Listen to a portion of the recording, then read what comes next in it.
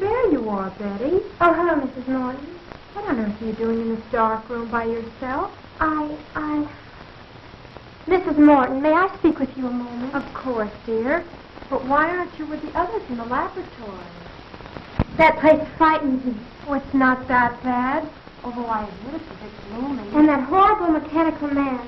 I can't stand to look at it any longer. You're overwrought, Betty, dear. There's nothing horrible about a mechanical man. Frank has been working on it for 2 years now. And Jim has been helping us for a year. I know, Mrs. Morton. And I don't approve of James going any further with this story. But why, dear? Oh, I know it's silly of me to feel this way. It's not everything looks so weird. Haven't you ever thought that something is going to happen to you? Something you know is going to be terrible? And yet you can't explain what that something is. Now, my family is around. I don't know. But somehow I have a feeling I'll never marry him. Why, Betty, I've never heard you talk this way all the time I've known you. Is this the wedding day set for tomorrow? Yes, sir. Oh, Mrs. Morton, you don't suppose anything has happened to James, do you? I mean, could anything possibly go wrong with the experiment tonight? Of course not, dear. What are you saying? I don't know. I just can't stand to have a mechanical man look. I have a feeling it has a before. That's absurd. It's just a dough that knows fool. Doesn't know how it's baked or thought. I could swear I've seen it look at me with evil in its eyes. Almost as if it was sneering. That's it. It's nice. Well, I'll go back and let you. Yes, thank you. What's the matter, child? You're trembling. Oh, I'm sorry. I'll be all right. Honestly, I will. You go on back, and I'll be back shortly.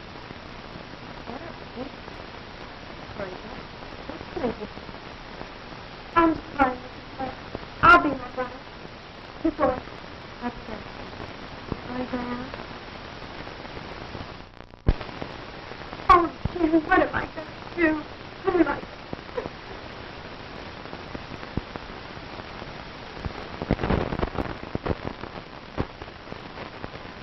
There we are.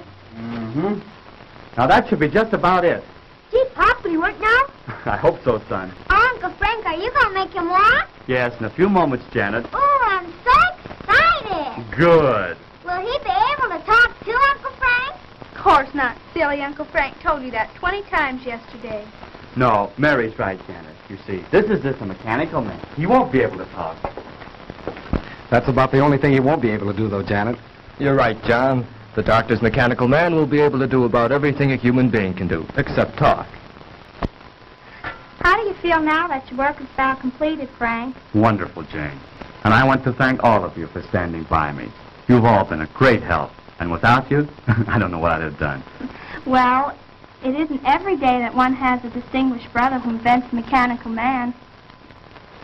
And I certainly appreciate the opportunity you've given me, Dr. Morton, by allowing me to assist you in the experiment. That goes for me, too, Dr. Morton. Well, I've learned more in the past month than any of my college classes taught me. You're all very kind, but our work isn't finished yet. We still have a few more things to do, and then we'll all know whether our time has been wasted or not. I'm afraid Betty doesn't share our enthusiasm for the mechanical man, Doctor. Yeah, and she was crying when she left. How do you know? I saw her and she had her handkerchief up to her eyes. Crying? No, what on earth for? The girls are right, Dr. Morton. My sister seems to feel there's something wrong in what we're doing. But that's foolish. There's nothing to be afraid of. I know, Dr. Morton, but Betty is a very sensitive girl. She feels that we're exceeding our limits. I'm sure she'll feel differently when she sees the results. Perhaps I'd better go to her. No, James. I know my sister pretty well. It'd be better to leave her alone for the time being. When are you going to time out, Pop? Patience, son. Patience. Now, so hand me that iron, John. This one? Right.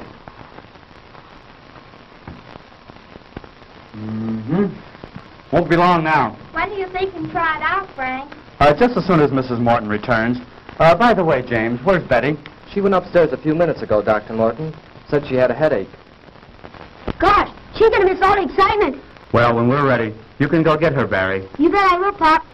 Oh, hi, Mom. Hello, Barry. Have you seen Betty, Mrs. Morton? Yes, I just left her. She said she'd be up in a minute.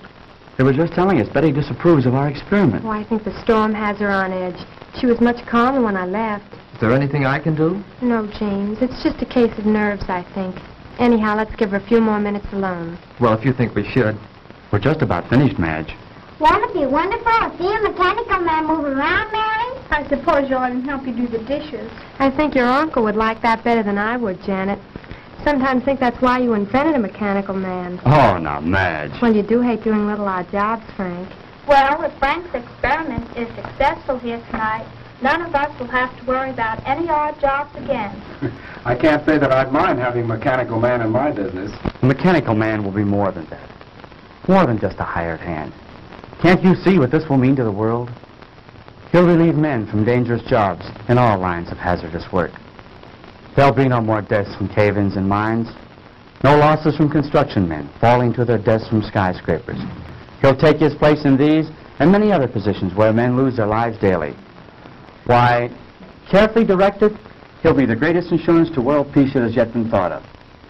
No. I haven't invented this man to be used as a handyman around the house. Of course, I didn't mean that. No, Madge. The mechanical man will be the answer to our future national security. I'll build thousands of them. Can you see an aggressive country attacking any country which has an army of steel men who can't be killed? But, Dr. Morton, I thought you were interested in this purely from the scientific point of view. And I am. But if I can give the world more, I'll not stop there. Now, Frank, don't get excited. Believe me, my friends, I am not unduly excited. But the prospect of what we are about to create here is tremendous. I can't help being carried away. Why don't you try them out, Pop? You're right, Barry. I won't let myself get carried away until we see if we really do have a mechanical man who can do all these things. You mean you're going to do it now? Yes, now. Could I help you, Uncle Frank? What could you do? Well, Uncle Frank said we were all going to help him. Didn't you, Uncle Frank? Well, yes, I did, Janet. But I'm afraid there's nothing you girls could do right now except give us your moral support. Is there anything I can do, sir? Yes, James. Would you connect that line for me? The one over there on the other side of the bench. Right. And, John, if you hold this left arm in place, we'll make that final adjustment we were about to make before Mrs. Morton come in. Higher. Certainly, sir. Can I help too, Pop? No, I'm afraid not, son. You stand over there with Mary and Janet. There'll be plenty you can all do later on. Oh, gee, I don't ever get to do nothing. You come over here by me, dear, and stay out of your father's way. Oh, gee. I think we've got it. That should do it, Dr. Morton.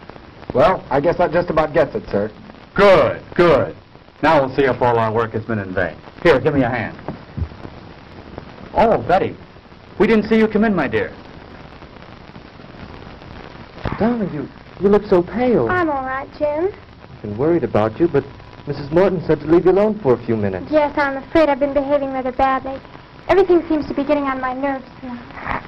Well, everything will be all right now, Betty. I'm glad you're here. We're just about to prove our experiment. Dad can make them walk, Betty. That's fine, Barry. I'll be with you in a moment, dear. Please go on. Don't let me interrupt your work. Come over here by me, dear. All right. Now, James, if you pull the switch up there. Right.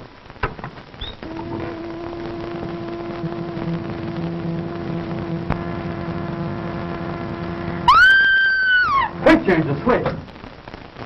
What is it, Betty? Tell us. It moved. It moved. Yes, I know. I was just about to set the man up and start him walking. But did you see that expression in his face? No. No, I don't know what you're talking about. There's no expression in his face, Betty. He's just a mechanical man. But he looked at me. I swear he was staring at me. There now, dear. You're all upset again. Come with me. Oh, I'm sorry, but I... Better take her upstairs, Madge. Give her a sedative. I will, Frank. Come with me, dear. All right. Shall I come along? No, James. I think it's better if we go alone. Dr. Morton, do you think that... No, she'll be all right, James. Now, let's get back to where we were.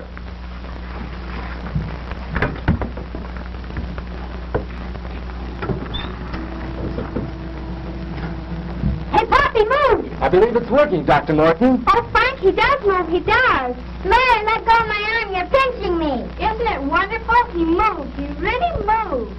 Now we'll see how he reacts to my directions. Oh, Frank, he almost seems human. Yes, this exceeds my wildest hopes. He's strong, too.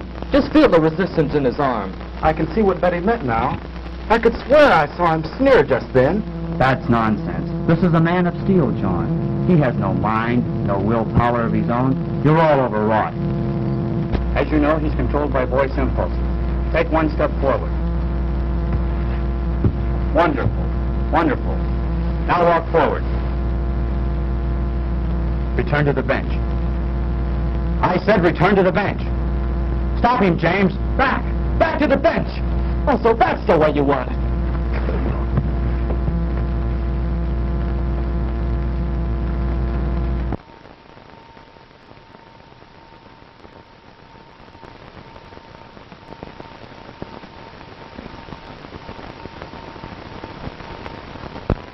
How is he?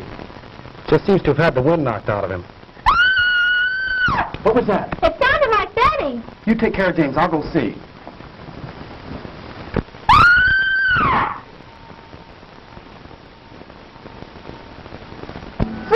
Frank! Madge, what is it? Oh, it was terrible, terrible. The mechanical man. What about him, Mrs. Morton? He came into the room where Betty was resting. Go on. And he scooped her up in his arms and he carried her up. I came running down here as fast as I could. Come on, John. We've got to stop that thing. Yes, sir. Oh, what have we done?